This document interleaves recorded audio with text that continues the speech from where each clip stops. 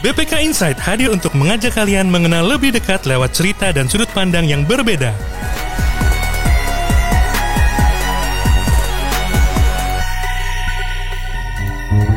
Sahabat pembelajar, BPK Korpu yang luar biasa, episode kita pagi ini kita akan berbincang-bincang, sharing, inspiring dengan narasumber kita, Profesor Dr. Bambang Pamungkas, MBA, AK, CSFA, CPA, CA.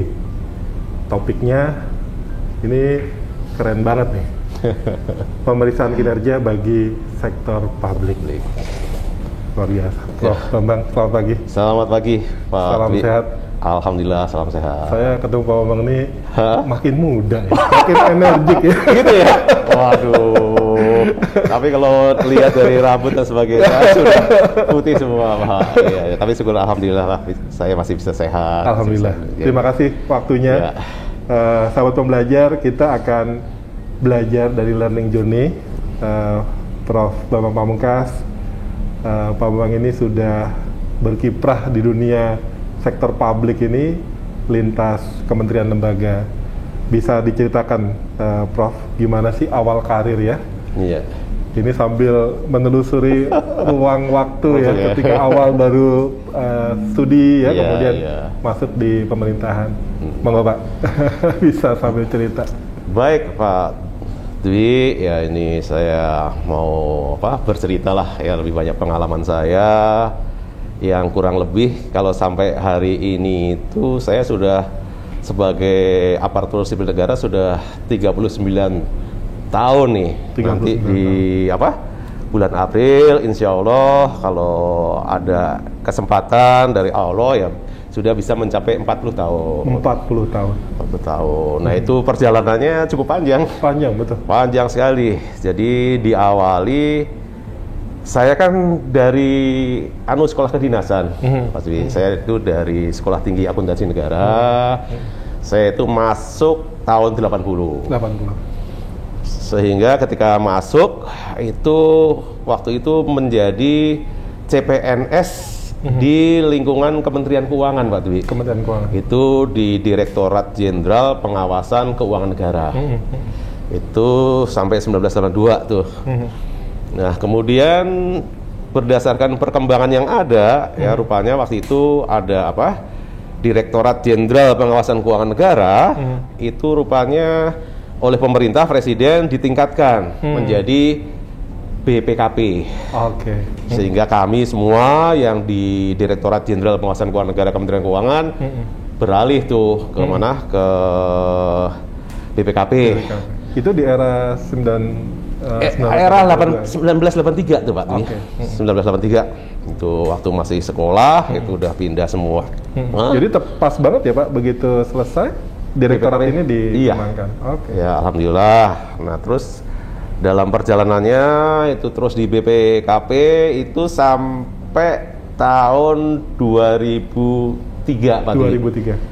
Ya, tahun 2003. Mulai tahun 2004 awal itu saya ditugasi oleh pimpinan BPKP untuk ke Kementerian Dalam Negeri. Kementerian Dalam Negeri. Nah, waktu itu rupanya di Kementerian Dalam Negeri ada pembentukan Direktorat Jenderal baru, Pak. Itu namanya Direktorat Jenderal Bina Administrasi Keuangan Daerah. Ya.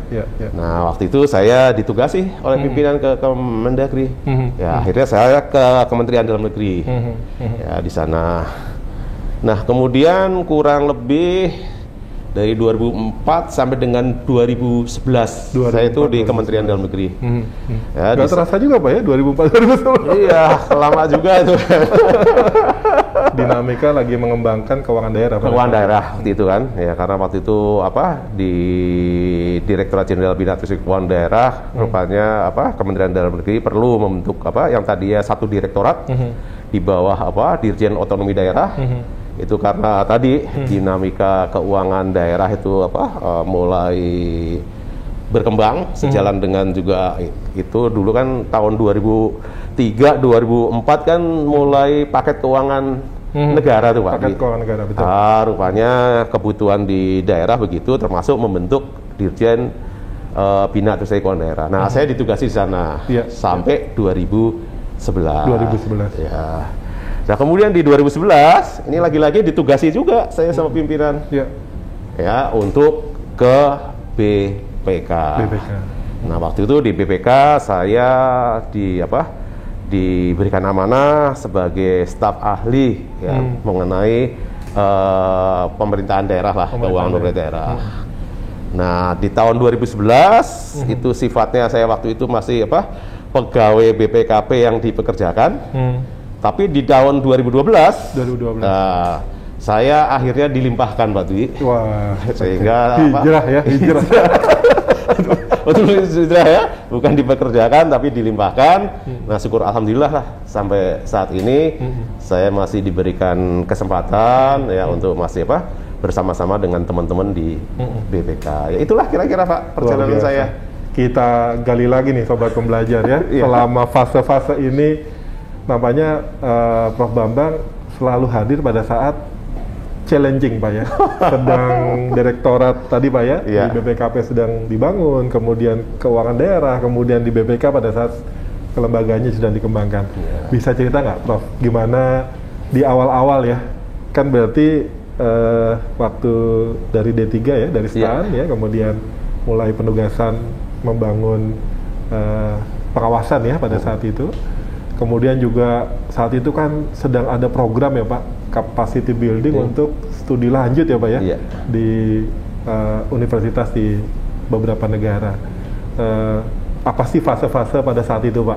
Iya. Kayaknya akuntabilitas juga sedang dibangun ya pada saat itu.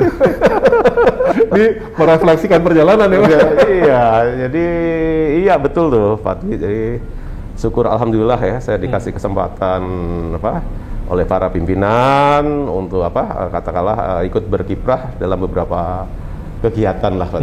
Jadi betul pertama kali kan dulu saya sebagai auditor lah ya, pemeriksa. Begitu lulus D3 itu pertama kali bekerja itu bekerjanya di BPKP waktu ditugasi di Pertamina Pak. Di Pertamina itu selama 2,5 tahun sekolah lagi. Di Pertamina berarti sekitar 8485 ya Pak ya? 83 sampai pertengahan 86. Oke. Nah, itu di sana. Di sanalah itu yang saya rasakan turut membentuk saya sebagai pegawai negeri sipil. Harusnya bagaimana? Itu saya merasa betul tuh. Saya betapa sebetulnya sebagai aparatur sipil negara itu adalah sesuatu hal yang waktu itu saya merasakan ada manfaatnya gitu. Setidaknya buat diri sendiri. Dari segi knowledge ya, dari segi praktikalnya, knowledge. Dan yang diaudit BUMN di bidang perminyakan ya Pak ya, kan luar biasa tuh namanya perminyakan Pertamina waktu itu kan channel bisnisnya kan macam-macam Pak, ya dari minyaknya sendiri, kemudian bagaimana penyaluran minyaknya, kemudian bagaimana penunjangnya, termasuk rumah sakitnya dan sebagainya. Dulu kerjasama dengan internasional. Betul. Nah itu yang paling tidak saya rasakan. Nah kemudian sejalan dengan saya sekolah lagi. Begitu saya sekolah lagi, lulus D4, itu 1989, kemudian untuk sementara ditugaskan di tim gabungan dengan Direktorat Jenderal Pajak. Oh, oke. Ya, jadi melakukan pemeriksaan pajak juga tuh. Ya. Ada istilah pemeriksaan serempak atau semacam itu? Tim gabungan dulu istilahnya. Oh, oke. Tim gabungan. Nah, itu saya bergabung di tahun 1989. Ya, syukur alhamdulillah lagi-lagi dengan ya kemurahan Allah lah, ini saya banyak bersyukur pada Allah Subhanahu wa taala. Saya termasuk salah satu orang yang tadi Pak Dwi katakan sekolah nih, dapat kesempatan sekolah. Ya, saya dapat kesempatan sekolah ke Inggris ya dari 1990. Pulang tahun 1992 tuh. 1992. Itu zamannya reinventing government tuh kayaknya. Gimana Pak dinamikanya? Wah, timingnya bisa pas gitu ya Prof? Ya itulah perjalanan hidup ya. Mungkin Allah sudah menakdirkan saya, ya paling tidak betul tadi salah satu yang kita pelajari di sana di Inggris waktu itu adalah masalah akuntabilitas, Pak. Oke. Salah satu topik namanya akuntabilitas, itu yang membawakan tuh yang ngajar cukup terkenal juga di sektor publik tuh. Namanya Profesor Rowan Jones. Rowan Jones. Nah, itu termasuk legendnya Legend public sector public accounting sector. ya. Iya. Langsung Pak ya dari apa? Dari istilahnya tinkernya ya. Tinkernya ya, itu syukur alhamdulillah pulang lagi ke Indonesia, bekerja lagi di BPKP. Nah kemudian itu double tuh kerjanya Pak Dwi. Artinya di BPKP juga bekerja, tapi juga tetap akhirnya masuk ke tim gabungan lagi dengan Direktorat Jenderal Pajak. Berarti Pak waktu studi itu di UK ya Pak ya? Di Inggris ya Pak ya? Di universitinya di Hull University. Hull University. Ya, Hull Kayaknya bareng juga Pak ya beberapa apa istilahnya rekan-rekan. Iya. Itu kalau dibilang itu dulu kita namanya apa? Tailor made lah. Jadi memang dirancang khusus. Ya itu apa? Pelajarnya adalah betul-betul dari Indonesia semua, tapi waktu itu dirancang di Inggris tuh pengajarnya dari berbagai universitas tuh. Oh, oke. Misalnya saya di Hull tadi sebagai salah satu contoh, Rowan Jones itu bukan dosen di Hull, tapi bukan di Hull. Dihadirkan untuk mengajar kita tuh. Melakukan apa istilahnya? Membagi knowledge. Betul. Gitu ya. Iya. Apa tuh Prof yang paling menarik Prof pada saat studi ya, kemudian tadi accountability, Prof Rowan Jones itu, apa yang akhirnya menginspirasi Pak Bambang pada saat itu? Dari sisi konsep, dari sisi perkembangan? Ya salah satu ini yang apa Pak Dwi sampaikan tadi, itu waktu itu kan zaman-zamannya reinventing government. Ketika kita pulang ke Indonesia, waktu itu di BPKP, ya syukur alhamdulillah ketemu juga tuh dari lulusan yang pulang dari Amerika, dari Australia, dari Kanada, dari Inggris. Itu ketemu nih beberapa nih. Nah, waktu itu kita diledek tuh sama pimpinan kita. Itu waktu itu pimpinan kita namanya Profesor Sahrudin Rasul. Oke. Di BPKP ya Pak ya? Di BPKP itu diledek, pakai bahasa-bahasa anulah. Ngapain lo pulang jauh-jauh cuma duduk apa? Akhirnya kita disuruh melakukan pemikiran. Benar juga ya, masa udah studi? Studi kan. Apa topiknya juga? Accountability, yang tadinya keuangan sudah mulai bicara performance gitu ya. Kayaknya dipacu tuh Pak ya. Kebetulan beliau juga dapat masukan-masukan gitu kan. Ya akhirnya waktu itu digagas lah yang namanya akuntabilitas kinerja. Tapi dulu baru oleh di BPKP kan gitu. Dari ini Pak ya, secara tim diskusi.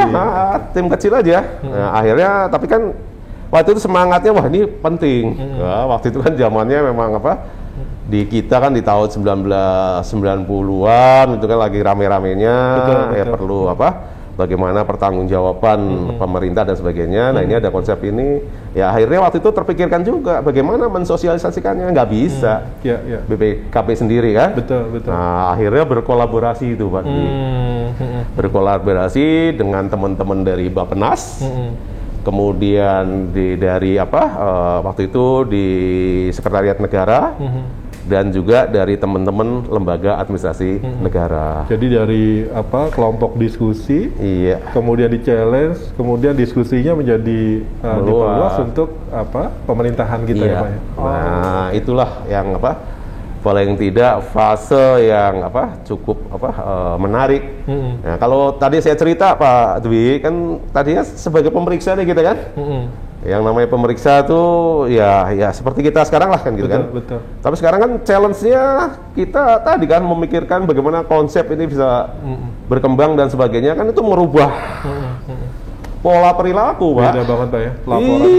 Laporannya gimana ke kinerja ya. Kinerja itu yang semuanya itu syukur alhamdulillah kita dapatkan termasuk tadi masalah kinerja ya, manajemen kinerja kita dapat tuh waktu sekolah ya pemeriksaan kinerja kita dapat. Nah, sebetulnya bagaimana kita mencoba mengimplementasikan. Ya itulah salah satu perjalanan yang saya pikir cukup penting. Ya, transformasinya bergulir ya, Prof. Ya. Dari studi ya, kemudian kembali ke penugasan, kemudian gagasan akuntabilitas, betul. Kemudian mulai lintas lembaga gitu Pak ya. Kalau nggak salah kemudian juga ada impresnya Pak ya, ada terkait dengan akuntabilitas. Bisa diceritakan tuh gimana Prof? Ya, kalau proses perjalanannya itu ya. Perjalanannya luar biasa tuh. Jadi ada menentang, antar instansi pemerintah kan. Ya intinya kan ada pingin menonjol duluan dan sebagainya kan. Kalau awalnya Prof, kalau boleh diceritakan Prof, perspektif akuntabilitas sebelumnya ya, kemudian dengan gagasan akuntabilitas kinerja itu gimana sih Prof perubahannya? Nah, paling tidak waktu itu yang kita pelajari yang namanya akuntabilitas di pemerintahan tuh paling tidak ada dua lah yang harus disampaikan oleh pemerintah bagaimana mereka berakuntabilitas. Satu akuntabilitas keuangan, satu akuntabilitas kinerja. Nah, kinerja tanda petik non keuangan tapi sebetulnya ada keuangan juga. Nah, kalau kita lihat sejarahnya itu yang tadi Pak Dwi katakan impresnya itu tahun 1999. Itu kan kalau kita di keuangannya kan gitu ya. Itu baru akuntansi double entry yang baru mulai tahun 2003 sejak Undang-Undang 17 kan. Jadi kan muncul duluan nih yang kinerja kan. Padahal kalau kita lihat di Undang-Undang tentang keuangan negara 17/2003 itu kan sebetulnya ya intinya keuangan juga bisa mencerminkan kinerja. Itu kan tantangan luar biasa nih. Ya, tapi waktu itu pada akhirnya pemikirannya akuntabilitas kinerja yang sampai saat ini berlaku artinya baru untuk akhirnya tingkat kepentingan internal lah Pak, belum untuk publik kan. Betul. Sampai saat ini nih. Tapi paling tidak itu membawa implikasi sebetulnya ya bahwa pemerintah itu perlu juga menunjukkan kinerjanya dengan akuntabilitas kinerja. Itu pemerintahan yang sedang pada fase masih administrasi ya. Betul. Kemudian ke akuntabilitas keuangan, kemudian ada satu transformasi ke kinerja. Tentu ini challenging-nya luar biasa ya Prof ya. Ada yang sependapat, ada yang punya pandangan berbeda gitu ya. Dan ini kayaknya jadi momentum ya perubahan. Kalau dibilang reformasi keuangan negara itu, fase-fase ini sebenarnya reformasi yang sesungguhnya juga ya Prof. Salah satu itu.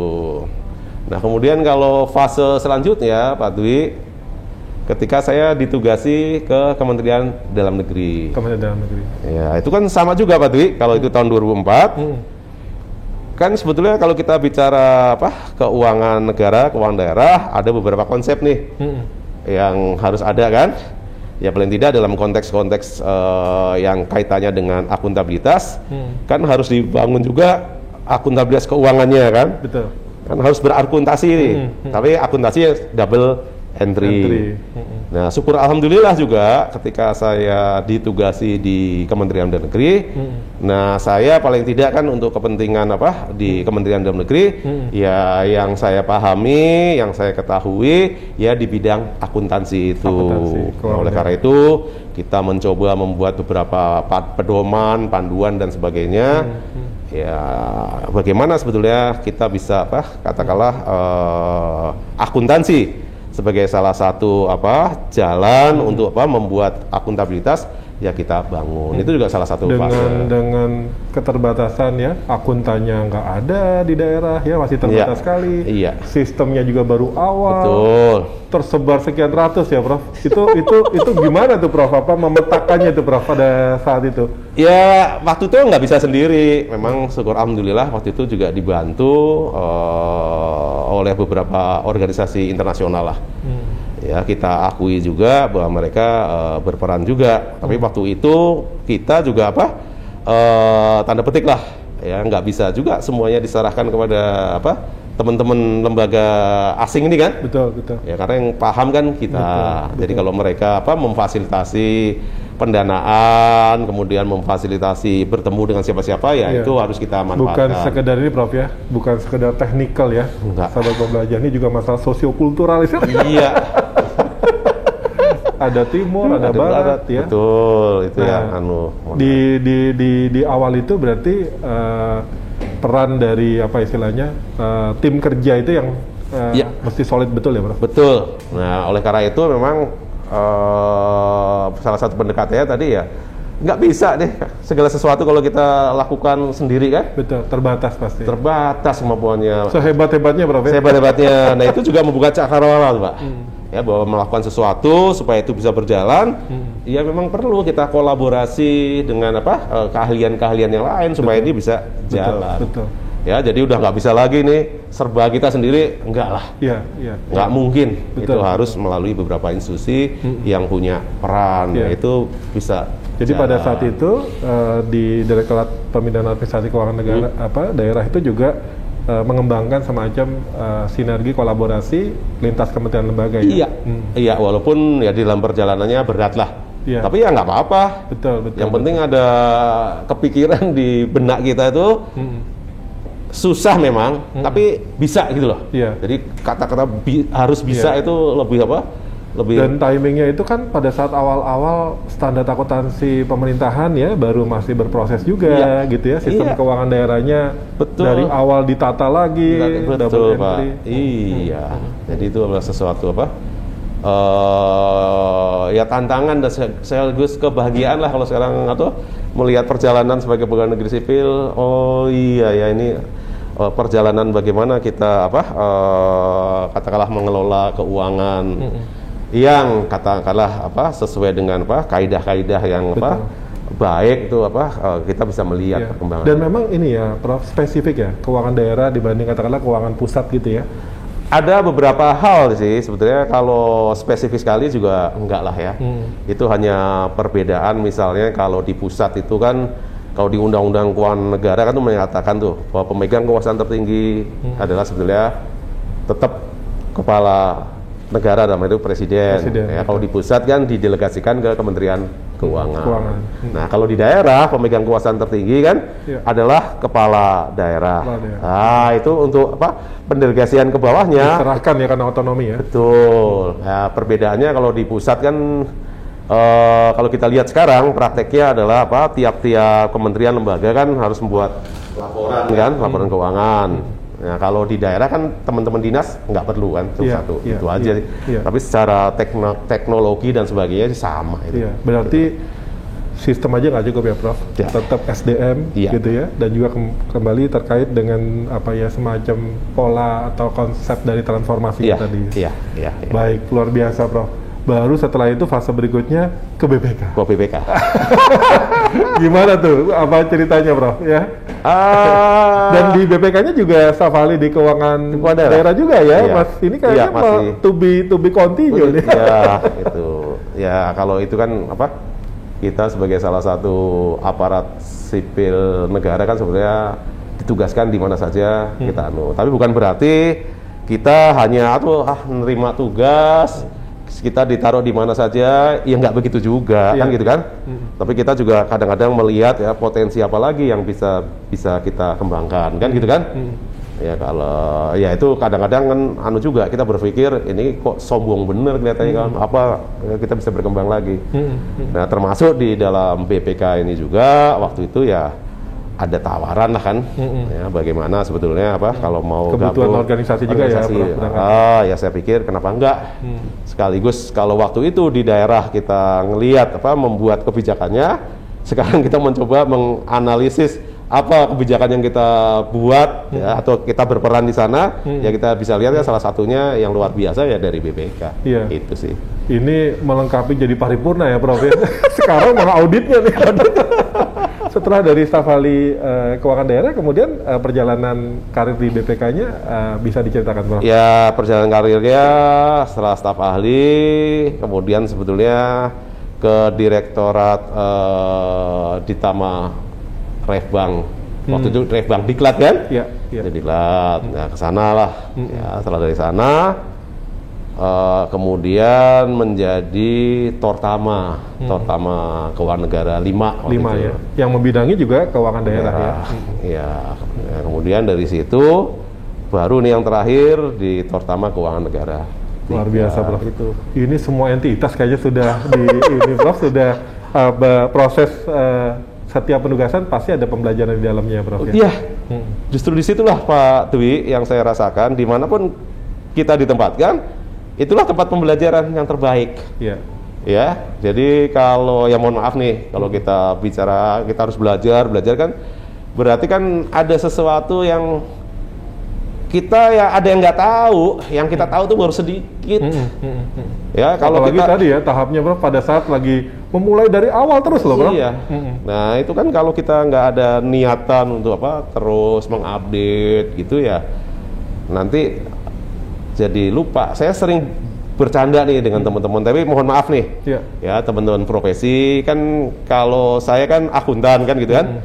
Saya kalau dengan teman-teman selalu cerita, kita jangan jadi bekas akuntan. Mohon maaf nih, kata-katanya kadang-kadang kasar gitu kan. Betul. Tapi sebenarnya implikasinya bukan berarti kalau kita sudah lulus selesai belajar, kan enggak kan? Betul. Ya rupanya dalam perjalanan hidup saya itu sesuatu tuh harus kita terus sesuatu baru. Dan juga jangan, ya mohon maaf nih, ya merasa kita paling tahu. Udah, janganlah. Itu buang jauh-jauh. Itu ini ya, Prof, memandekkan diri ya kalau menghentikan itu. Padahal kita belajar dari siapa saja. Ya, dari adik-adik kita yang baru masuk. Mereka kalau sekarang kan canggih, Pak. Belajar masalah jadi kesempatannya sebenarnya lebih terbuka ya, generasi muda kita. Iya, untuk Baik, Prof Bambang, tadi ya mulai dari studi ya, D3, kemudian melanjutkan ke D4 ya, studi untuk S2, kemudian berbagai penugasan. Kita semakin tergambar ya bahwa pola pembelajaran itu justru sejalan dengan pola penugasan. Ya. Baik, sahabat pembelajar, kita lanjut lagi bincang-bincang kita. Sharing storytelling dari Prof Bambang dari pengalaman pola pembelajaran penugasan tadi, Prof. Tentu banyak perspektif ya, Prof, dari pola kerja, budaya kerja, dari kelembagaan sebelumnya, kemudian ke kementerian, kemudian ke BPK. Kira-kira apa yang menarik tuh, Prof, dari sisi istilahnya budaya organisasi, budaya kerja, pola kerja gitu, apa yang Prof bisa pelajari gitu untuk kami. Jadi gini Pak Dwi, kalau dulu nih kita para pegawai negeri sipil kan, dulu tuh yang namanya PNS Pak Dwi, itu katanya adalah pelayan masyarakat kan gitu kan? Kan itu paling tidak bagi saya pribadi sebagai pelayan masyarakat itu menjadi salah satu budaya. Tugas kita itu adalah untuk melayani masyarakat. Kan itu yang waktu itu tertanam tuh di awal kan, tertanam. Mindsetnya lah. Mindsetnya, walaupun mungkin dalam beberapa hal di dalam prakteknya gitu, yang namanya melayani masyarakat itu apa sih? Bahkan kan kebalik, nggak karuan-karuan kan? Betul. Kadang-kadang kita sebagai aparatur negara malah minta dilayani masyarakat. Tapi kan waktu itu terbentuk nih. Nah kemudian di dalam perjalanan katakanlah waktu sekolah, ya kan sekolah saya dapat ya gratis kan sekolah itu kan? Beasiswa kan? Itu terpikir dapat beasiswa sampai S2 kan? Itu makin bikin hati ini, waduh, ini makin banyak ya saya sebetulnya tadi berhutang lah kepada masyarakat yang mereka yang bayari kita kan. Nah itu adalah salah satu budaya yang paling tidak tertanam di saya lah. Ya walaupun itu nanti akan dipengaruhi juga di mana kita bekerja. Ya misalnya di BPKP Pak. Ya waktu itu BPKP kan kita sebagai auditor juga kan gitu kan. Ada satu tuh yang bagus, yang paling tidak menginspirasi saya, itu pimpinan kita tuh. Itu Pak Dr. Gandhi. Beliau kan terakhir juga sebagai anggota BPK. Itu ada satu Pak, itu yang selalu beliau sampaikan kepada kita itu Pak, bahwa kejujuran adalah mahkota pengawasan. Betul. Itu selalu beliau ingatkan. Ingatkan kan? Kejujuran adalah mahkota pengawasan. Jadi kalau kita bicara mahkota, itu adalah sesuatu sebenarnya kita ditempatkan pada satu posisi, tanda petik kan? Orang mahkota kan berarti ada kedudukan yang tinggi kan? Tapi kedudukan yang tinggi itu harus disertai dengan kejujuran. Itu sesuatu yang melekat tuh. Ya, budaya itu melekat. Nah, di dalam perjalanannya sampailah misalnya saya yang terakhir di BPK, itu sebetulnya kan budaya itu ada di kita, Pak. Walaupun kita menyebutnya itu adalah nilai-nilai yang dianut di BPK, ya IP itu loh, nilai dari dasar itu. Kan ada integritas, independensi, profesionalitas, dan saya pikir itu kan sesuatu hal yang kalau kita renungkan, kalau kita coba pahami dan sebagainya, ya paling tidak tadi ya masalah kejujuran juga sesuatu yang harus ada gitu. Bisa menjadi pegangan ya. Menjadi pegangan. Dimanapun kita ditugaskan. Iya. Itu adalah sesuatu hal ya. Kayak artinya jujur dalam hal ini ya di segala hal. Itu misalnya ya kalau kita di katakanlah pola-pola kerja pemeriksa itu biasanya bekerja satu tim. Dengan satu tim itu ada jenjangnya, anggota tim, ketua tim, pengendali teknis, penanggung jawab, dan kepada strukturalnya. Itu kan sebetulnya kalau tadi kita dijiwai kata yang sekarang nih, independensi, integritas, dan profesionalisme, itu mestinya semua kita punya porsi yang sama untuk memberikan pendapat. Jadi harus berani kita mengatakan kalau secara teamwork ya. Teamwork ya, kalau ada sesuatu yang bertentangan sampaikan, tapi kan nanti ada masukan ya, kenapa pilihan-pilihan ini harus dilakukan. Kan itu pola kerja sebetulnya luar biasa.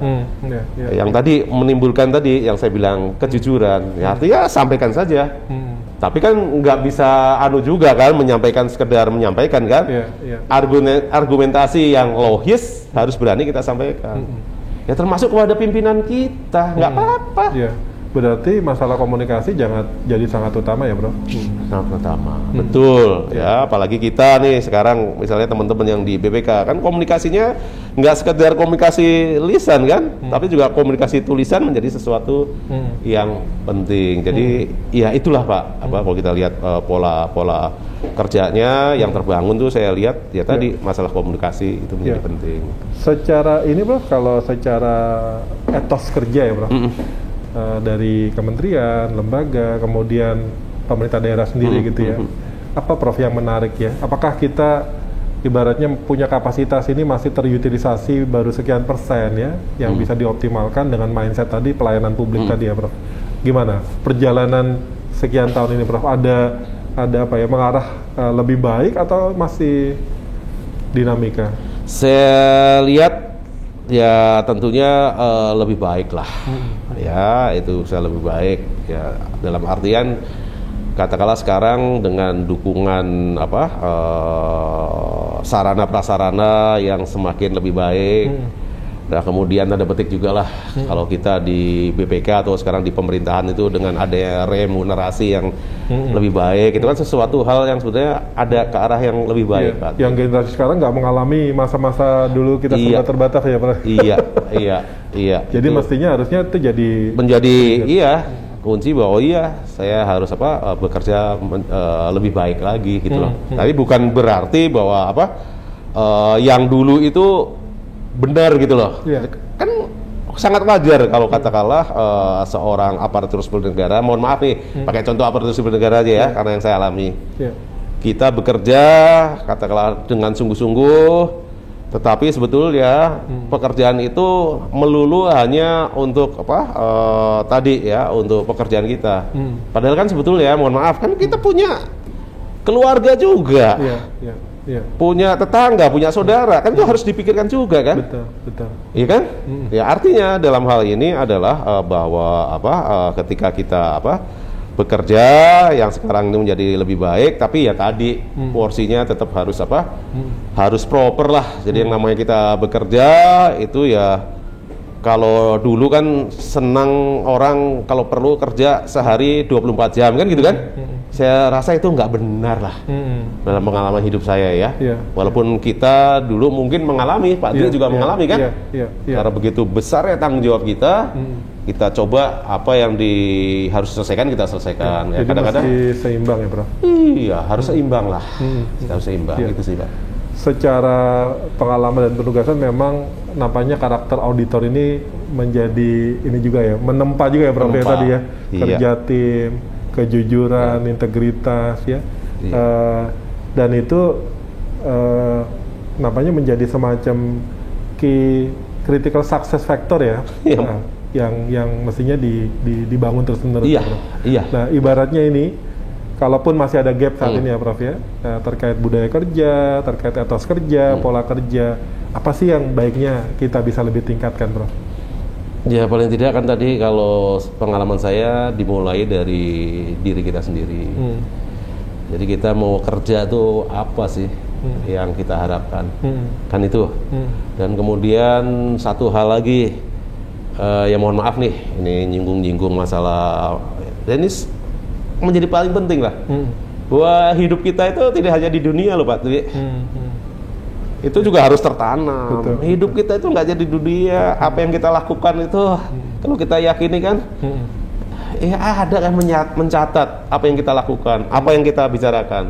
Misalnya saya sekarang bicara seperti ini, kan nanti ya dimintai pertanggungjawaban. Hei Bambang Pamungkas, kamu ngomong dengan Pak Dwi untuk kepentingan pembelajaran, kamu ada bohong-bohongnya nih dan sebagainya. Kalau ada, kan itu harus tertanam, Pak Dwi. Betul. Ya, bahwa sebetulnya apa yang kita lakukan di dunia ini, ya sebetulnya pengawasan dari diri sendiri, terutama pengawasan dari Allah Subhanahu Wa Taala itu ada, supaya kita nggak lupa. Jadi aspek spiritual di samping nilai-nilai sosial ya, tadi. Itu salah satu, Pak Dwi. Kalau tadi kita bicara akuntabilitas, ketika waktu itu saya mensosialisasikan kepada siapapun ya, teman-teman instansi, itu saya katakan ini yang kita sampaikan ini adalah akuntabilitas administrasi ya. Tapi ada satu hal yang penting saya bilang, adalah akuntabilitas spiritual. Tanpa akuntabilitas spiritual sudahlah. Semua pasti dan harus dipertanggungjawabkan itu ya, Pak? Iya, intinya kan itu. Kalau di dunia ini pertanggungjawabannya secara administrasi ini loh caranya, kan gitu kan? Tadi dengan keuangannya bagaimana, kinerjanya bagaimana. Tapi ada satu lagi itu yang kita harus. Nah, ini ada satu perkembangan juga, Prof, yang menarik ya. Akuntabilitas keuangan, akuntabilitas kinerja, kemudian sistem pengendalian internal ya, menjadi satu muaranya gitu ya. Apalagi tadi ya, ini tidak sebatas administrasi, tidak sebatas keuangan, tapi juga kinerja. Nah, kemudian regulasi sendiri juga menguatkan ya dengan sistem pengendalian internal. Itu seperti apa sih, Prof? Semacam mengkonekkannya gitu ya, antara keuangan, kinerja, dan sistem pengendalian internal itu sendiri, Prof? Iya, jadi gini sih, Pak Dwi, kalau yang saya pahami, sistem pengendalian internal kan salah satu instrumen aja. Ya, instrumen bagaimana kita atau suatu organisasi mencapai tujuannya. Itu dibangun sistem pengendalian internal. Kan begitu, Pak Dwi? Kan intinya sebetulnya itu. Jadi kalau kita ya mau berorganisasi dan mau apa yang kita lakukan, ya bagaimana kita bisa mencapai tujuannya ke sana. Hanya saja dalam rangka kita beradministrasi di pemerintahan, untuk mencapai tujuan tuh ada beberapa yang harus kita laksanakan. Ya kalau kita di pemerintahan ya apa yang harus kita laksanakan ya paling tidak sesuai dengan ketentuan peraturan perundang-undangan, atau dalam kaitannya yang paling kecil di organisasi ya sudah sesuai dengan standar operating procedure. Itu basic requirement. Udahlah ya, kalau kita mau bicara pengendalian internal tuh, saya akhirnya ya lihatnya karena ini Indonesia tercinta nih, punya tujuan mensejahterakan kan ya rakyat dan negara itu supaya sejahtera gimana, ada instrumennya melalui pemerintahan untuk melaksanakan ke sana, ada melalui berbagai organisasi, dari organisasi itu ada beberapa program, kan itu harus semua sejalan menuju ke arah ke sana. Oleh karena ada dibangun satu sistem, salah satunya adalah dengan sistem pengendalian internal. Nah, kemudian pertanyaannya Pak Dwi tadi, gimana dikaitkan dengan masalah akuntabilitas keuangan dan kinerja kan gitu. Nah, sekarang kita kembali Kalau sekarang ya mohon maaf nih, pakai bahasa-bahasa sekolahan nih, ya. Kan dengan pengendalian internal tujuannya paling tidak ada 3 lah. Yang pertama adalah dapat diandalkannya laporan keuangan, kan itu kan? Ya. Artinya apa di situ? Artinya di situ kita bicara masalah keuangan kan, aktivitas keuangan. Kemudian yang kedua ya adalah untuk meyakinkan diri bahwa yang dilakukan program dan kegiatan itu sudah efisien dan efektif. Betul, betul. Itu apa? Ya tadi kalau sekarang kita bicara konsep kinerja, salah satu alat ukurnya kan efisiensi, ekonomis dan juga efektivitas kan gitu kan? Jadi nggak berhenti hanya di keuangan ya, Prof? Nggak Tidak. berhenti hanya di laporan ya? Tidak, Ya. itu. Dan yang lainnya kan dipatuhinya kebijakan, prosedur dan sebagainya. Jadi kalau tadi bagaimana kita bicara apakah iya kinerja itu perlu pengendalian internal? Iya. Apakah keuangan tuh perlu pengendalian? Iya. Kita lihat dari makna dari pengendalian internal dengan bahasa-bahasa sekolahannya itu Pak. Berarti di trigger tadi tujuan ya, Prof? Tujuan. Dan tujuannya tidak sebatas administrasi, tidak sebatas keuangan, tapi juga kinerja. Karena publik yang benar-benar nanti akan menilai ya, Prof ya. Iya. Iya. Nah, perjalanan dari fase ke fase ya, Prof. Era 80-an, 90-an gitu ya, 2000 sampai setelah pasca paket Undang-Undang Keuangan Negara gitu, Prof ya. Itu perubahan-perubahan yang terjadi seperti apa ya, Prof ya? Yang Prof bisa terlibat langsung, bisa merasakan, dan ada capaian-capaian juga, tapi juga ada beberapa PR ya yang mesti kita perbaiki juga. Ya kalau dalam bahasa-bahasa yang saya tekuni ya bahasa-bahasa akuntansi, kemudian saya kebetulan bergeraknya di bidang pemerintahan. Jadi kalau lihat fase-fasenya itu ya tentunya kita di Indonesia tadi kalau Pak Dwi sampaikan di era sebelum tahun 2003 kan kalau kita bicara keuangan kan pertanggungjawabannya waktu itu istilahnya pakai single entry kan Pak Dwi. Ya. Bahkan ada yang nggak dicatat lagi, Prof. Nah itu dia kan gitu kan. Kan itu jadi artinya ya sudahlah berapa uang keluar, berapa uang masuk kan. Iya. Untuk apanya dicatatnya di mana itu kan nggak bisa dikaitkan. Betul, itu yang paling mudah. Kemudian seiring berjalannya waktu dengan kita pakai double entry itu kan ada fasenya juga kan. Ya di awal supaya kita nggak terkaget-kaget meninggalkan istilah di akuntansi kita kan cash basis kan gitu kan. Ya segala sesuatu dilihat karena bukan karena hak dan kewajiban tapi bagaimana uang keluar dan masuk. Itu oleh karena itu akuntansinya kalau di Indonesia pakai istilah cash toward accrual kan supaya nggak kaget-kaget tuh. Iya. Kan gitu kan. Jadi ini memang ada fasenya Ada fasenya kan. Jadi pembelajarannya ya tadi supaya nggak terkaget-kaget ada fase itu, dan sekarang kan sudah fasenya betul-betul accrual basis itu dari segi keuangan. Nah paling tidak itu kalau saya pahami dari segi keuangan negara dan keuangan daerah Pak Dwi. Dari perspektif kinerjanya kira-kira gimana, Prof? Nah kinerjanya sama. Jadi kalau kita melek kinerja ya waktu itu kan Pak Dwi, kalau kita belajar kinerja, mungkin teman-teman juga kita di BPK itu kalau kita lihat fase perkembangan pemeriksaan kinerja, kalau dulu kan namanya manajemen audit, itu kan di era tahun 1970-an lah ya. 70-an ya? 70-an, kalau nggak salah 76. Bahkan saya waktu baru masuk pegawai negeri mau jadi pemeriksa, itu saya juga di salah satu penatarannya paling besar adalah tentang manajemen kinerja itu. Nah waktu itu memang kalau kita bicara manajemen kinerja itu yang saya pahami waktu itu ya sudahlah, mulai orang kalau melihat sesuatu itu jangan hanya katakanlah uangnya sudah habis, uangnya itu betul-betul lebih ekonomis dan sebagainya, kan nggak cukup. Sampai itu ada istilah, Prof, pada saat itu anggaran itu harus dihabiskan, kan gitu kan. Gitu. Belum ke hasil ya? Belum ke hasil. Nah akhirnya kan tuntutan masyarakat nanya nih, iya Bapak bisa menghabiskan anggaran misalnya kalau bangun sekolah, sekolahnya jadi murah. Apa itu? Kan enggak dipakai atau enggak. Betul, betul. Kan mulai itu ya, mulai ke arah kalau bahasa-bahasa kita output jadi sekolahan nggak cukup kalau nggak dipakai, semua rusak dan sebagainya kan ya nggak ada gunanya. Betul. Orang mulai bertanya, itu sekolah dipakai atau enggak? Kan begitu kan? Ya, kemudian kan lebih jauh lagi, kalau sekolahnya sudah dipakai, itu bener nggak sih murid-muridnya tuh menjadi pintar? Kan perkembangannya kalau kita bicara output, outcome-nya nggak sekedar outcome yang level-level rendah, Bukan sekedar ada kelasnya, ada gurunya, kualitasnya ya Prof? kualitasnya. Ya, sampai akhirnya nanti ya ujung-ujungnya itu kalau orang sudah sekolah pada satu tataran tertentu, dia menjadi menjadi bahagia atau enggak kan? Jadi kan itu Pak Dwi perkembangan tuntutannya. Nah, ini juga sejalan dengan katakanlah masalah regulasi-regulasi di keuangan. Ya, kalau dari segi perencanaan Pak Dwi, kalau dulu hanya ya udahlah pokoknya kamu punya uang berapa dipakai untuk apa. Sekarang kan dibalik kan?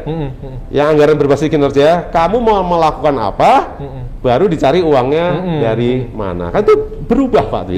Ya, berubah Pak Dwi. Mengarah ke tujuan dulu yang jelas. Yes. Kamu mau bangun ini untuk apa?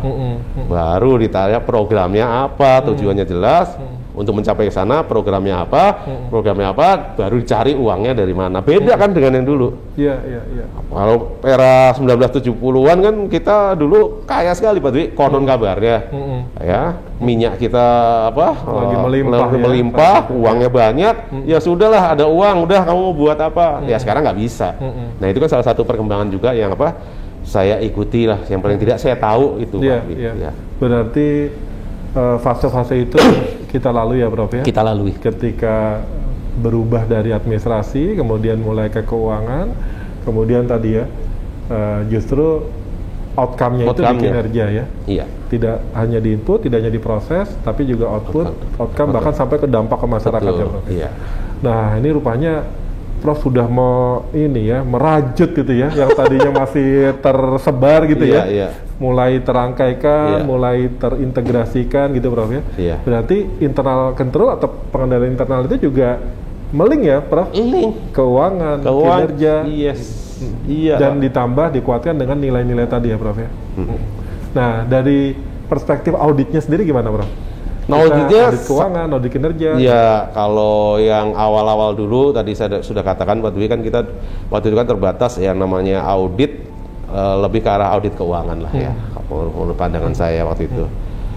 Nah, kemudian kan dalam perkembangannya tadi kan ada tuntutan nggak bisa kita hanya bicara uangnya habis atau enggak. Betul. Kan gitu kan? Kita sekarang harus bicara nih barang yang dipakai, katakanlah kualitasnya bagus enggak? Enggak cukup juga kan? Kalau uangnya udah habis, murah, kualitas bangunannya bagus, dipakai atau enggak? Kan kesana Pak, arah-arahnya kan?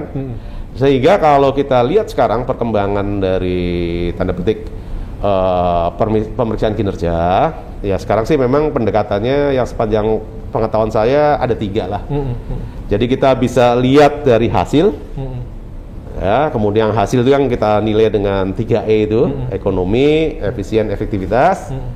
Kemudian yang kedua adalah kita lihat kinerja sistemnya, kan gitu Pak.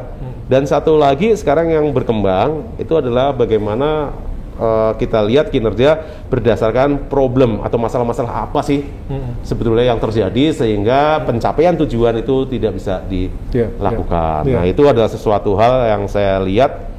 Paling tidak sekarang ya termasuk di BPK kan melihat ada tiga cara itu Pak, 3 cara itu.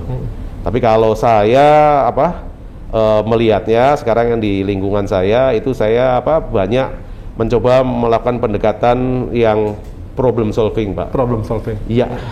Jadi kenapa ini nggak bisa tercapai? Karena ada masalah ini. Gapnya tadi ya, Bro. Yes.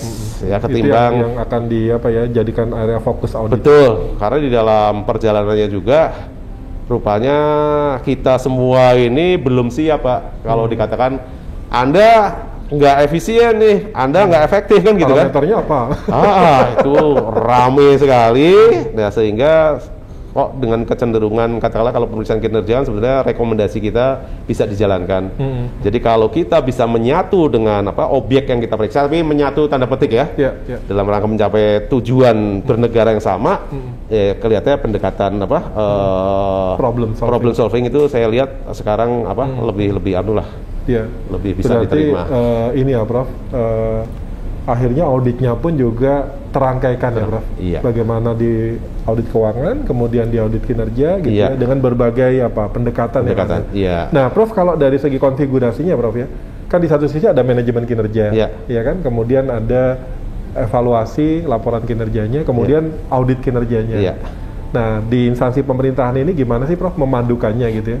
Soalnya kan akuntabilitasnya sendiri sebenarnya di entitas ya, kemudian nanti akan diaudit oleh BPK. Nah ini maturity di level entitasnya, kemudian juga tadi ya dari perspektif auditnya ini udah mulai connect atau sedang mencari titik keseimbangan yang terbaik juga Bro? Kalau saya lihat masih mencari titik keseimbangan Pak Dwi. Tapi paling tidak konsepsi mengenai kinerja itu sudah mulai terbangun lah. Bahkan di konsep anggaran ya Prof? Dulu ada istilahnya anggaran basis kinerja, kemudian ke basis program gitu ya, paling tidak semangat itu sudah ada. Kan kalau sekarang kan kewajiban setiap instansi pemerintah, bahkan setiap eselon 2 wajib membuat Renstra. Apa isinya Renstra, ya apa yang ingin kita capai dalam beberapa tahun ke depan kan gitu Pak. Untuk mencapai ke beberapa program itu tujuan apa sih program-program yang harus dilaksanakan. Itu yang di era 70-80-an kan accountability-nya aja belum terbangun ya. 90-an ke sini sudah mulai. Kan sudah ada tuh Pak Dwi. Bahkan kalau kita kaitkan tadi dirangkaikan dengan keuangannya, kalau Anda mau membuat anggaran ya, misalnya anggaran tahun 2022, coba kemukakan apa yang Anda lakukan di tahun 2021 kan gitu Pak Dwi. Kemudian apa yang akan Anda lakukan di tahun 2022 dan apa yang Anda lakukan untuk tahun 2023. Di-trigger untuk mulai merencanakan. Jadi ada kesinambungan kan kalau saya perhatikan tuh. Nah, itu kan sebenarnya rangkaian bagaimana keuangan dengan kinerja itu bisa bisa menyatu. Gitu, berarti nanti mudah-mudahan audit kinerjanya juga akan makin menguatkan juga Prof ya? Apa istilahnya penguatan dari segi sistem ya, kemudian proses dan akuntabilitasnya tadi. Nah kalau Prof Bambang melihat untuk audit kinerja sendiri ya, problem solving tadi ya, memang yang saat ini dikembangkan terutama di AKN 3. Itu keunggulannya apa sih Prof kalau kita menggunakan pendekatan problem solving? Ya tadi paling tidak dari segi psikologis sih yang saya lihat Pak. Ya, jadi saya dalam perjalanan saya ketika melakukan pemeriksaan itu kan sekarang konsep pemeriksaan aja atau audit orang kan berbeda-beda. Betul. Ya, saya nggak pernah diajarin tuh Pak Dwi, kalau namanya audit itu adalah mencari-cari kesalahan, enggak kan? Iya. Tapi kan orang persepsinya masih itu kan, saya diaudit, saya dicari kesalahan. Betul, apalagi bertubi-tubi, waduh pusing itu kan. Apa kan? Padahal hakikat pemeriksaan, ya tadi sebenarnya kita ingin membandingkan apa yang Anda lakukan dengan apa yang kriteria yang Anda gunakan, kan gitu kan? Nah sebetulnya kriterianya ini juga, kalau perlu ya Anda lah yang buat kan, karena Anda yang pegang itu. Sehingga kalau dengan pendekatan yang problem solving itu, ya kalau saya melihatnya nih, memang Anda belum bisa mencapai tujuan secara efektif dan sebagainya karena masalahnya bla bla bla bla ya, kita kasih tahu kan gitu kan. Ya, walaupun sebetulnya dengan bahasa-bahasa ini nggak efektif nih, kan sama juga kita ngasih supaya efektif ya, Anda ini harus melakukan A, B, C, D kan beda kalau kita mengatakan Anda tidak efektif dibandingkan ya efektivitas Anda belum tercapai karena bla bla bla bla. Itu saya melihatnya lebih dari arah psikologis saja sih. Walaupun jadi ini ya seperti mudah mengidentifikasi gitu ya Prof ya. Kemudian juga nanti kan arahnya ke rekomendasi ya Prof ya. Ujung-ujungnya artinya kalau misalnya dipetakan dari sekian masalah di keuangan negara ini terkait dengan kinerja, soal efektivitas, efisiensi gitu ya, keekonomisan, kalau itu udah jelas problemnya kemudian bisa di-solve dengan audit, itu hasilnya akan lebih baik. Karena sebetulnya kan tadi kalau saya pakai bahasa saya ke teman-teman tuh entitas, saya mengatakan ya Bapak-Bapak sekalian, Ya kita ini diberikan amanah masing-masing, tapi amanah-amanah yang disampaikan kepada kita sebenarnya tujuannya adalah satu, ya teman-teman entitas ya mendapatkan amanah untuk menjalankan program, kami mendapatkan amanah untuk melihat bagaimana sebetulnya pelaksanaan program yang ada, tapi kan sebenarnya ujung-ujungnya sama, kita ingin mencapai apa yang ingin dicapai dari program itu. Berarti ya Prof, yang namanya audit sebagai kebutuhan, ya audit yang memberi kemanfaatan, itu bisa diwujudkan. Bisa. Audit bukan jadi beban, audit bukan jadi apa ya istilahnya satu hal yang seolah-olah dari masalah ke masalah gitu ya, dari temuan ke temuan gitu ya. Kira-kira gimana Prof supaya terbangun tadi ya? Iya Pak. Jadi saya teringat nih perjalanan saya sebagai seorang auditor.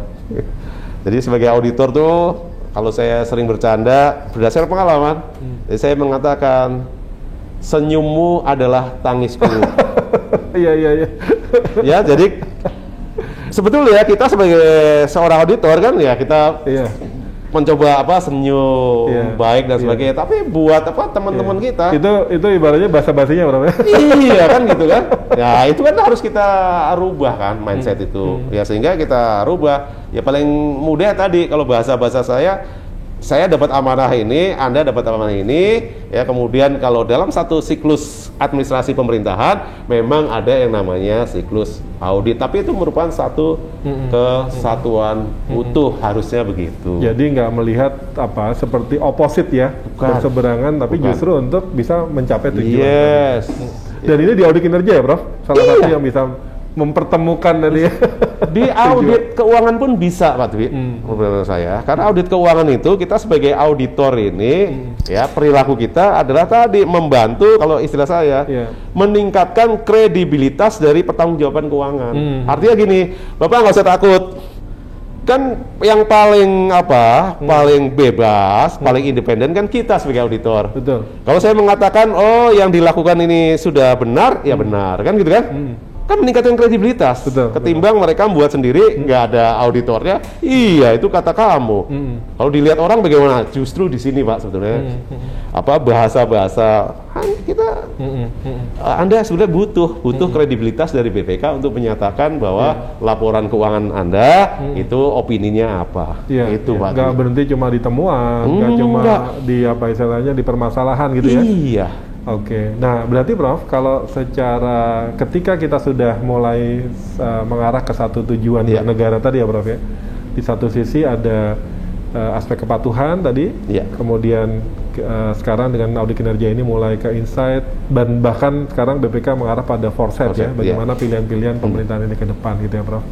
Nah ini sementara di pemerintahan tadi ada manajemen kinerja, ya, kemudian juga nanti akuntabilitas kinerjanya, ya, kemudian ada pemeriksa eksternal, kemudian ada pengawas internal, kemudian yang juga menjadi fondasi adalah sistem pengendalian internalnya gitu ya.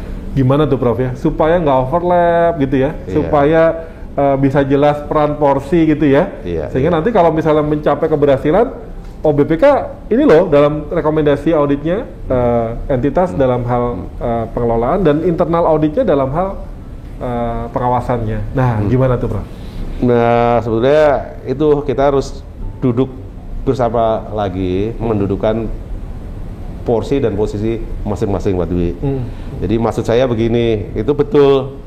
Katakanlah sekarang dalam bidang audit ya, itu kalau kita di pemerintah katakanlah pemerintah kabupaten. Itu kalau kita lihat sistem keuangan negara kita, nanti kan itu ada yang namanya dana transfer, DAK, dan sebagainya. Kan itu sudah kebayangkan Pak Dwi, bertubi-tubinya sang kabupaten itu. Pertama diperiksa yang di pusat, mungkin dari Inspektorat Jenderal yang ke sana, kemudian dari provinsi masuk ke sana juga, kabupaten masuk ke sana juga, kemudian eksternalnya masuk dari Indonesia juga. Nah, menurut pendapat saya sih sebetulnya kita harus bisa sama-sama tanda petik duduk bersama, kalau perlu digelar tuh selama 5 tahun ke depan itu apa yang menjadi porsi dari masing-masing lembaga tadi, tanpa mengurangi tanda petik ya kewenangan dan sebagainya. Gelar aja Pak Dwi. Iya. Jadi ada proses perencanaan bersama yang mengarah pada istilahnya mapping ya, dan juga mengoptimalkan masing-masing fungsi dan peran. Karena dari sisi entitas auditnya kan tidak melihat itu Pak, ya kan? Mau dari auditor internal maupun eksternal kan saya diaudit kan gitu ya. Ya makanya itu, tapi untuk mencapai tadi kita bisa bagi-bagi porsi ya, yang saling mendukung ya, tadi kita harus satu Pak, tanda petik satu kompetensi. Kita bangun bersama tuh kompetensinya kan. Ini terkait dengan kompetensi, kebayang nggak sih Prof di pemerintah daerah itu ya Prof ya, dengan SDM yang terbatas ya, mungkin juga auditor secara kualifikasi dan sebagainya juga terbatas. Di sisi yang lain mesti melakukan pengawasan keuangan, administrasi juga, ada istilahnya itu pengawasan komprehensif gitu kan. Begitu dilihat waktunya hanya seminggu 2 minggu gitu. Nah ini nampaknya penataan di pengawasan internal itu juga jadi prioritas. Betul, prioritas. Ya ginilah, ya silakan teman-teman pemerintah dengan lembaga yang asosiasi APIP itu ya. Tata lah di sana kan. Sana. Nah kami misalnya kita dari BPK nanti ya kita coba sama-sama melihat apa yang Anda akan lakukan, bagaimana melakukannya, kompetensi apa yang dibutuhkan. Ya nanti misalnya kita sebagai eksternal kita assess juga kan Pak Dwi. Betul. Ya kalau memang sudah tanda petik ya masalah kompetensi dan sebagainya ini sudah bisa sejalan, kenapa nggak kita manfaatkan? Karena di undang-undang kan sudah diamanatkan juga kan. Betul. Bahwa BPK dapat memang memanfaatkan hasil pemeriksaan internal audit. Ya kalau itu bisa berjalan ya sudahlah. Ya bagi-bagi, tapi bagi-bagi ini positif ya. Kalau pembagian tugas ya. Pembagian tugas itu sesuatu hal yang jadi masalah kualifikasi kompetensi itu jadi kunci ya Prof ya. Iya. Sehingga kalau sudah punya kualifikasi ya istilahnya kualitas dari pengawasannya pun diharapkan juga bisa digunakan oleh pemeriksa eksternal. Nah dari beberapa pendekatan tadi Prof ya di pemerintahan sendiri Prof ya. Kan ada istilah tadi ya Prof, ada audit operasional, ada audit manajemen, ada audit kinerja gitu ya. Sebenarnya penekanan maupun juga pola yang pas gitu ya menurut Prof itu kalau di pemerintahan itu seperti apa sih Prof? Karena di swasta pun sebenarnya juga ada masalah kinerja ya Prof. Iya. Bisa di ini nggak Prof? Di sharing gitu ya? Kalau menurut pendapat saya sih Pak Dwi, itu kan semua yang saya sampaikan ada 3 pendekatan melakukan pemeriksaan. Itu sebetulnya adalah salah satu metodologi untuk bagaimana kita melihat kinerja kan gitu Pak Dwi. Iya. Ya jadi saya pikir sih sah-sah aja mau pakai yang mana gitu kan. Kalau tadi kan saya pendekatan problem ya. Karena tadi ya tujuannya adalah ingin merangsang supaya kita semua ini yang berubah mulai tahun 2003 kan gitu kan. Yang tadinya tak berkinerja sekarang disuruh berkinerja kan, itu ada lompatan-lompatan momentum reformasi keuangan negara. Betul. Nah itu kan yang supaya nggak terkaget-kaget gimana mungkin sampai sekarang ini kalau kita lihat kan udah lama nih 2003 sampai 2021 udah 18 tahun. Ya rupanya memang itulah yang terjadi kan gitu. Tadi ya fase-fasenya harus dilalui. Betul. Dan termasuk kita kan Pak di BPK juga ketika melakukan pemeriksaan kan tadi ya fasenya. Kalau selama ini kita tuh pendekatannya sistem kalau Pak Dwi perhatikan kan? Iya, lebih banyak sistem kan? Nah, bagaimana perencanaannya, pelaksanaan, monitoring kan? Kemudian sudah mulai beranjak sekarang bagaimana mengenai kinerja efektivitasnya kan gitu kan? Ya, sekarang ada pendekatan lagi bagaimana problem solvingnya, yaitu merupakan satu hal yang ya sudahlah kita jalani aja. Ya, nanti kita cari yang terbaik di mana. Tapi kalau secara metodologi sih boleh-boleh aja Pak Dwi. Iya, saya lihat boleh-boleh aja. Berarti ini akan menjadi satu bidang yang terus berkembang ya Prof? Oh iya. Termasuk juga di entitas pemerintahan tadi manajemen kinerja, kemudian dari pengawasan kinerjanya, kemudian dari perspektif pemeriksaan BPK. Tapi arahnya itu sudah satu visi ya Prof? Visi. Nah dari beberapa permasalahan tadi ya, efektivitas, efisiensi, keekonomisan tadi Prof, dari pengalaman audit terutama saat ini ya Prof ya, itu sebenarnya PR kita di mana sih Prof yang paling dibenahi ketika kita bicara masalah efisiensi, Pak Dwi, ya kalau kita bicara efisiensi dalam tataran konsep kan sebenarnya yang namanya efisiensi membandingkan antara output dengan input. Ya, outputnya jadi ada misalnya tadi kita membangun rumah, kemudian kan inputnya kan ya sumber daya yang digunakan ya, ya bisa uang dan sebagainya. Nah sebetulnya kalau Pak Dwi lihat, ya memang namanya konsep efisiensi atau efektivitas harus membandingkan ya. Itu menjadi sesuatu hal yang penting. Jadi kita nggak usah ragu-ragu kalau membangun rumah di Pulau Jawa atau jembatan di Pulau Jawa, ya itu sebetulnya harusnya lebih murah dari kalau kita membangun di Papua. Jadi kalau di Papua kita bicara kenapa membangun jembatan dengan konstruksi yang sama di sana 1 miliar, kok di Pulau Jawa hanya katakanlah 500 juta, lu kenapa? Berarti sana tidak efisien. Jangan juga ngomong begitu, karena tadi kan masalah membangun inputnya berbeda-beda. Konteksnya berbeda. Itu harus dilihat konteksnya juga. Berarti perspektifnya itu tadi ya, Prof, ya mesti luas ya, nggak bisa apple to apple gitu ya. Nggak bisa, walaupun kalau kita bahasa sekolahnya kan ya supaya bisa dibandingkan itu, tapi nggak bisa semata itu. Tapi yang penting kita tahu konsepnya. Kalau kita mau bicara kinerja, efisiensi harus ada pembandingnya. Bagaimana membandingkannya? Kalau di Papua kita bisa membandingkan antar kabupaten Papua, silakan dari kabupaten A lebih efisien dibandingkan kabupaten B karena begini. Atau kita bandingkan kalau membangun jembatan di Papua, ya standarnya berapa sih? Kalau kita sekarang bicara SBM itu loh. Kalau ada itu bandingkan aja, nggak apa-apa. Atau bahkan kalau perlu, oh iya, tahun ini Papua lebih di Kabupaten A lebih efisien dibandingkan tahun kemarin, kan nggak apa-apa. Betul. Supaya dapat gambaran yang utuh juga gitu. Kita nggak bisa mengeneralisir. Kalau menurut pendapat saya sih, lihat konteks Berarti secara konsep itu ada beberapa penyesuaian juga ya, Prof? Kalau dari segi penerapannya. Iya. Di sini tuh yang tadi ya, Prof, kenapa pendekatan problem solving itu nampaknya bisa jauh lebih pas gitu ya. Untuk saat ini ya? Ya, untuk saat ini menurut pendapat saya ya. Menurut saya.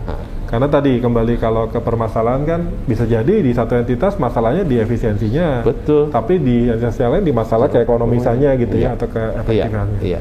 Nah, dari beberapa penerapan audit kinerja tadi ya, Prof, yang sudah terus berkembang ya, kemudian juga sudah mengarah pada rekomendasi yang terkomunikasikan dengan baik dengan entitas atau auditi, Prof. Prof sendiri harapannya dalam 5-10 tahun ke depan gitu ya, dengan apa yang sudah dibangun, apa yang sudah dikembangkan itu gimana, Prof? Terutama terkait dengan ini ya, perkembangan audit kinerja. Iya, ya memang sebetulnya sekarang ya mudah-mudahan nih, kalau kita lihat pemeriksaan keuangan kan sebetulnya sekarang relatif sudah ya sudahlah itu ya. Settle lah ibaratnya. Sudah settle lah. Iya kan? Iya. Sudah settle, itu kita jagalah supaya tersettle. Nah, ya kita harus mengembangkan lagi nih pemeriksaan kinerja ini, Pak Dwi. Ya, bahkan saya membayangkan, Pak Dwi, kalau sekarang nih memang benar sih ya, dari pengalaman saya nih ketika kita melakukan pemeriksaan kinerja, yang paling penting kan kita menetapkan kriteria nih, standar yang namanya kinerja itu apa, kita perlu persetujuan bersama. Ini kan sebetulnya ironis, Pak. Pendapat saya, seharusnya suatu instansi pemerintah untuk melakukan sesuatu dia sudah punya ukuran. Betul. Iya. Kan gitu kan? Tapi kan banyak yang belum punya ukuran kan, sehingga ya sekarang ini memang bagus. Sama-sama kita tetapkan sebagai kriteria kan gitu. Ya, ibaratnya karena masih dalam perjalanan ini ya, Prof. Betul. Jadi membangun manajemen kinerja di instansi pemerintah itu juga perlu perlu kita dorong, Pak Dwi. Jadi kalau dalam 5 tahun ke depan ya kita masih cari pola yang paling baik, tapi saya membayangkan tadi sebetulnya di instansi pemerintah kalau kita bicara kinerja dia sudah punya gambaran manajemen kinerja yang bener lah. Iya, dari perencanaan, penganggaran sampai ke akuntabilitasnya ya. Betul. Tinggal tadi ya komponen-komponen seperti standar pelayanan dan sebagainya itu ya, dibenahi. Kalau itu udah ada ya sudahlah. Artinya pada fase berikutnya mestinya pembahasan kriteria akan istilahnya akan lebih clear gitu ya. Clear, sudah. Kalau sekarang kan seperti sama-sama mencari ya, Bro. Iya. Iya kan? Kan tapi itu yang terjadi sekarang ya kita lalui. Mudah-mudahan rekomendasi dari audit kinerja kita juga mendorong ke sana, Pak. Kualitas manajemen kinerja tadi ya, Prof. Iya, harus, Pak. Nah, kemudian tadi Prof, ketika BPK sendiri mulai mengembangkan dari insight ke foresight gitu ya, Prof ya.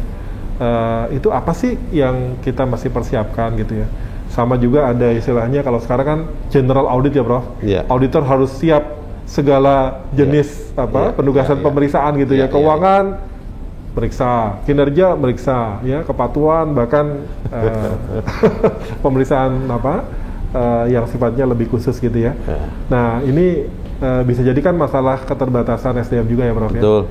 Nah kalau menurut Prof itu memang sebaiknya spesialis gitu, Prof, ya. Kemudian juga menggunakan pendekatan istilahnya multidisiplin gitu atau bagaimana, Prof, terkait dengan audit kinerja ini ya, pengembangan ke depan? Kalau pengembangan ke depan, kalau namanya pemeriksaan kinerja itu kan tadi sebenarnya antar instansi berbeda, antar program berbeda. Ya antar kegiatan berbeda.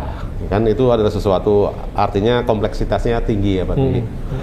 Nah kalau mau dilakukan di BPK ya sekarang kalau memang bisa berjalan tuh saya pikir cukup bagus yang istilahnya talent pool dulu, Pak. Talent pool.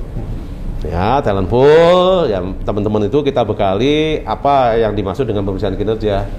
Nggak usah harus spesifikasi dia ahli, namanya keahlian kan sangat banyak, Pak. Betul. Bisa kebayang BPK kalau nggak mesti ahli kesehatan, ahli infrastruktur gitu ya. Enggak. Karena kan kita juga sebetulnya di standar yang umum kan dikatakan kalau kita tidak ahli di bidangnya, kita minta pendapat dari ahli bidang yang lain. Kan sekarang sudah dilakukan oleh kita, Pak. Jadi lebih penekanannya ke metodologi ya, Pak? Metodologinya. Ya, sepanjang kita tahu metodologinya, itu ya sudahlah, belajar metodologi pemeriksaan kinerja itu bagaimana, itu yang kita perkuat. Nah kemudian kalau untuk SDM-nya, yang penting kita didik SDM itu paham melakukan pemeriksaan kinerja. Untuk masalah keahliannya, kalau ada di BPK kita pakai, kalau nggak ada kita minta bantuan pihak yang lain. Betul. Udah arahnya ke sana. Nah oleh karena itu juga kita harus membangun juga kepercayaan supaya ahli yang nanti ditunjuk bidang apa saja itu mereka juga harus profesional sehingga memang keahliannya nggak diragukan lagi kan. Betul. Yang sekarang terjadi kan begitu. Ya kadang-kadang kita minta tenaga ahli, rupanya kita juga nggak yakin kok hasilnya gini-gini aja. Iya. Nah itu harus dibangun sih, Pak. Iya. Tadi intinya audit itu nggak bisa sendirian. Kemudian entitas itu nggak bisa sendirian. Ya intinya tadi, Pak, kita dalam kolaborasi yang ingin menciptakan yang terbaik itu bagaimana? Iya. Prof, ini nggak kerasa nih, Prof ya. 40 tahun perjalanan ya. Iya. Di podcast kali ini itu sudah dibedah abis nih, Prof. Dari awal di 80-an ya, ke 90-an, ke 2000-an. Banyak hal yang Prof sudah sharing ya. Baik secara pengembangan knowledge ya, secara praktikal ya, kemudian juga lintas kementerian lembaga secara penugasan gitu ya, Prof. Tak terasa banyak capaian, banyak hal yang sudah kita lalui ya, Prof ya. Bagaimana advice ya, Prof, kepada sahabat pembelajar gitu ya, yang ini ada yang perjalanannya masih sekian puluh tahun ke depan ya, ada yang di tengah gitu ya, Prof. Apa sih antisipasi kita ya, menyesuaikan dengan perubahan dinamika gitu ya, dengan approach pembelajaran ini menjadi satu ya semacam kunci sukses keberhasilan kita, Prof. Monggo, Prof. Ya, jadi kalau pengalaman saya gitu ya saya tadi, Pak, jangan berhenti belajar. Jangan berhenti belajar. Jangan berhenti belajar. Karena dengan belajar itu kita tahu di mana kita tahu, kan? Di mana kita tahu dan di mana kita tidak tahu. Kalau itu never ending proses ya, Prof. Never ending proses, Pak. Ya, sehingga kalau tadi kita belajar, kita tahu di mana kita tidak tahu, tadi kita jangan sok tahu jadinya. Yang kita tahu kita sampaikan. Apakah malu Kalau kita nggak tahu, nggak apa-apa sampaikan. Ya kita nggak tahu. Cuma ketidaktahuan kita itu bukan karena kita tidak mau belajar. Oke. Wah. Ya kalau kita nggak belajar, nggak tahu, ya sudah. Mestinya jadi justru pemicu untuk kita belajar mengembangkan diri lebih baik lagi. Iya. Nah ini kan ada ruang belajar yang luas juga ya Prof. Iya. Prof Bambang terus ya S1, S2, ya S3, kemudian guru besar ya, kemudian juga di dunia akademik ya, kemudian di dunia praktik ya, kemudian juga di aspek pengembangan gitu ya. Gimana sih Prof tipsnya gitu ya supaya kita bisa seimbang juga nih ya. Satu sisi kan ada yang sudah puas dengan akademik gitu ya, tapi di sisi yang lain ada yang udahlah saya mau profesi aja gitu ya. Atau ada yang malah ya udahlah saya yang penting kerja tugas gitu ya Prof ya. Gimana caranya bagi waktunya Prof ya, kemudian juga menjaga semangatnya Prof untuk ruang pembelajaran itu bisa dioptimalkan. Gini Pak Dwi, jadi segala sesuatunya tuh kalau saya pribadi harus ada tujuannya. Ya, jadi ini perjalanan waktu juga. Jadi kenapa sekarang saya tadi ya di bidang pekerjaan saya lakukan, di luar pekerjaan itu saya ada ya, saya kiprahnya saya di bidang pendidikan. Itu karena saya dulu di dalam perjalanannya, kalau tadi saya sudah ceritakan tuh, ya jujur aja lah ya pada masa-masa dulu kan gitu kan, kalau kita sebagai pegawai negeri saja, tanda petik kan, ya anulah dari segi mohon maaf nih, income kan kurang. Nah, kemudian tujuannya nih apa nih? Oh saya berkeluarga, saya nggak punya income cukup, kan saya harus penuhi kan? Betul. Bagaimana saya memenuhinya? Oh ya, yang saya punya pengetahuan, ya semua nanti harus ngukur nih teman-teman diri. Kemampuannya di mana? Betul. Yang saya hanya mampu adalah tadi saya ngajar. Tapi tadi kan ngajarnya ya tanda petik di malam hari atau pada waktu Sabtu. Ya usahakan jangan mengganggu waktu jam kerja ya.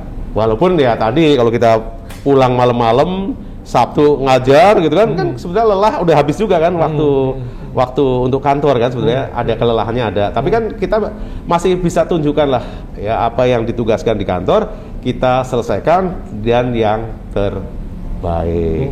Nah itu.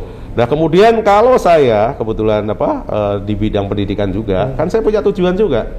Tujuan saya adalah kalau kita mau ngajar di lingkup perguruan tinggi ya setidaknya saya sekolahnya harus saya teruskan kan gitu kan. Dulu saya S2. Ya kalau saya perguruan tinggi saya mau ngajar teman-teman mahasiswa kalau bisa kenapa saya nggak yang paling tinggi. Tapi kan ada tujuannya saya. Itu semacam jadi pemacu juga. Pemacu juga kan gitu. Nah kemudian sama ya di kantornya, kalau di kantor kan sama ya. Ya udah saya bekerja, saya apa yang ditugaskan saya laksanakan. Kan ada pemikiran juga. Ya kalau saya bisa bekerja dengan baik, ya mendapat apresiasi dari pimpinan, ya sudahlah kita nggak usah macam-macam aja, pasti pimpinan akan memberikan apresiasi. Dalam bentuk apa? Ya misalnya syukur alhamdulillah sekarang saya bisa menjadi sampai eselon 1. Ya tentunya bukan karena saya sendiri gitu kan. Tadi ya kalau tadi saya di awal mengatakan kita di pemeriksa ini menjadi satu tim, jadilah tim yang baik saling menghargai. Itu pasti bisa perjalanan saya bisa mencapai ke arah sana. Sama juga kalau tadi di pendidikan kan, saya ngajar.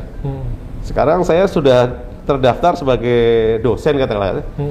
Ya saya harus mencapai yang maksimal lah saya bisa pakai. Ya kalau di kita kan di pemeriksa ya tadi kalau bisa pemeriksa ahli utama kan gitu kan.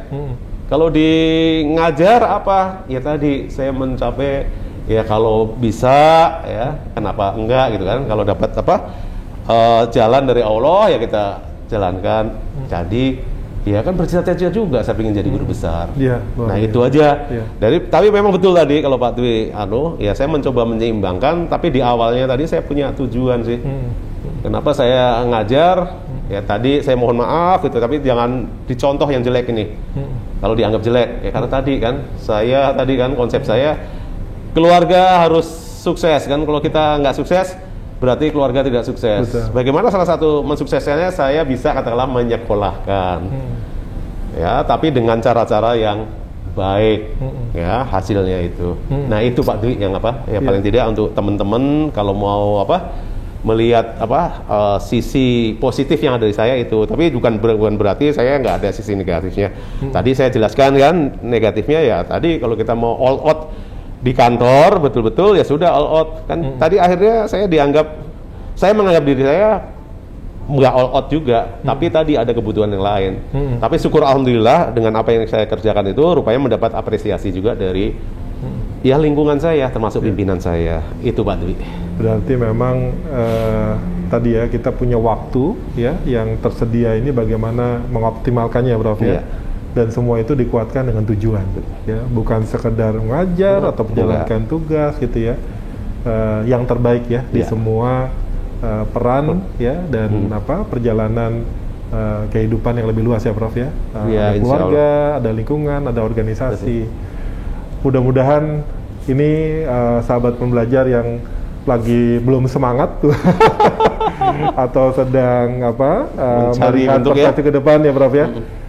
Prof Bambang sudah melalui semua fase itu, alhamdulillah Prof, dimudahkan dan juga mendapatkan peran ya dan kontribusi yang terbaik untuk keluarga, untuk organisasi dan skala negara yang lebih luas. Sekali lagi terima kasih Prof, waktu sharing berbagi pengalaman ini sebagai akhir sesi ini Prof. Apa nih Prof closingnya gitu ya untuk bisa memberi semangat kepada sahabat pembelajar di BPK Prof. Monggo Prof. Baik, terima kasih Pak Dwi. Teman-teman ya sahabat pembelajar ya, sesuai dengan tema pembelajar tadi ya, saya nggak akan ragu-ragu mengatakan terus belajar. Belajar tidak harus yang sifatnya formal, tetapi kehidupan sehari-hari itu adalah langkah pembelajaran yang sangat baik sekali. Kemudian berusahalah ya kita menjalankan sesuatu itu dengan keyakinan ya, terutama tadi ya kita jangan lupa ya bahwa hidup kita ini sebetulnya ada juga yang mengatur, ada yang mengawasi ya, terutama yang mengawasi adalah ya tadi kalau kita beragama dan sebagainya, Allah Subhanahu wa taala akan selalu mengawasi kita, tapi juga ya Allah Subhanahu wa taala akan selalu bersama kita. Jadi kita tidak usah takut dimanapun kita berada ya, sepanjang kita mohon kepada Allah Subhanahu wa taala supaya kita bisa berjalan dengan baik, selalu mendapat lindungannya. Kenapa kita takut ya? Jadi itu yang bisa saya sampaikan. Terus belajar, terus semangat ya, semuanya memang sudah ada garisnya. Itu Pak Dwi yang bisa saya sampaikan. Terima kasih Prof. Terus belajar, terus semangat, dan perspektifnya secara spiritual, sosial ya mesti seimbang. Terima kasih untuk podcast edisi memahami, mendalami pemeriksaan kinerja dan pendekatan pembelajaran dengan Profesor Bambang Pamungkas. Saya Dwi Setiawan, mohon maaf apabila ada yang belum pas dalam sharing diskusi kita, tapi yakinlah hari ini kita banyak mendapat inspirasi, mendapat pengalaman langsung dari Prof Bambang, dan mudah-mudahan ini menjadi pegangan kita untuk bisa menjadi lebih baik. Amin. Untuk keluarga, untuk organisasi, dan untuk negara yang kita cintai. Assalamualaikum warahmatullahi wabarakatuh. Waalaikumsalam.